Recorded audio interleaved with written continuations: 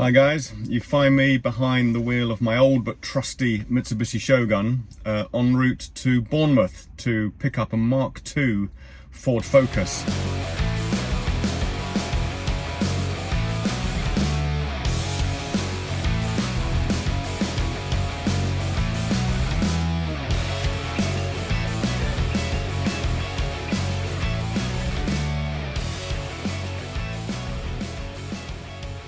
I've got the trailer on the back, a little bit excessive for picking up a 5-door family hatchback. It's normally used for transporting large 4x4s. But I've been heading from Devon along the A35 and the A31 through the beautiful countryside of West Dorset here in southwest England.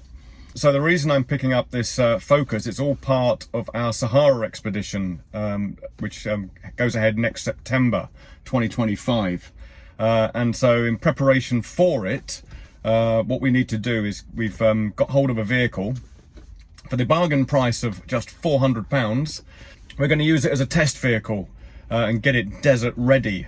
So the idea is we'll make some tutorial videos, and this expedition you can join us on next year.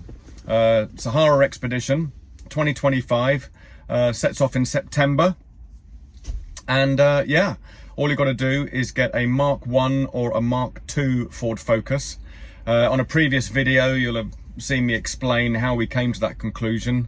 There were lots of choices, lots of used cars in this country for around about the 500, 750 quid mark. But ultimately we settled on the Focus. It all had to do with the cost, the availability, how available they are on the used car market, how easy they are to modify. That was quite a big thing. And how robust we think they are to be able to take the sort of pounding that the Sahara Desert is going to give these vehicles. So yeah, 400 quid. I'm about 5 minutes away from picking it up. I haven't seen it. Sold unseen. Facebook Marketplace. It's MOT failure. So for all of you watching outside of the UK, that means it's not permitted to drive on the road. It's failed its sort of standard annual roadworthy test, mechanical inspection. In the photos it looks okay, the lady seemed quite genuine. But yeah, 400 quid, it doesn't have to work. We're just simply going to use it as sort of like a test vehicle to test out all the different suspension and all the rest of it. If we can get it back on the road, and ideally get it to the Sahara as well, so much the better. So yeah, I'll report back once I've seen it, and hopefully it's not a pile of rust and it's as good as I'm led to believe. So here she is. On first looks, not too bad, to be quite honest, not too shabby at all. That looks like it's a new headlight there. I come round this side, that one you can see is a bit kind of crazed, but I reckon that will polish out. You can't really see much in this light, but bodywork looks fairly tidy. I think I did spot a little bit of a dink somewhere down here. There's a little bit of a scrape here. Probably can't really see it. 400 quid. Look at it. Now my only suspicion is that Sam, who was selling her, did divulge that she works for a garage, and you kind of think, well, why didn't they fix it up? You know, what is inherently wrong? What hidden demons are there that the garage couldn't help her with? But maybe it could be she's only just started there, or they don't, you know, help employees. It could be a bit, you know, a bit dodgy in terms of, you know, management, employee relationships. If had some issues, I'll just put the so the headlights, they're all working nicely. But what I did notice, which I'm surprised it got through the MOT, see that?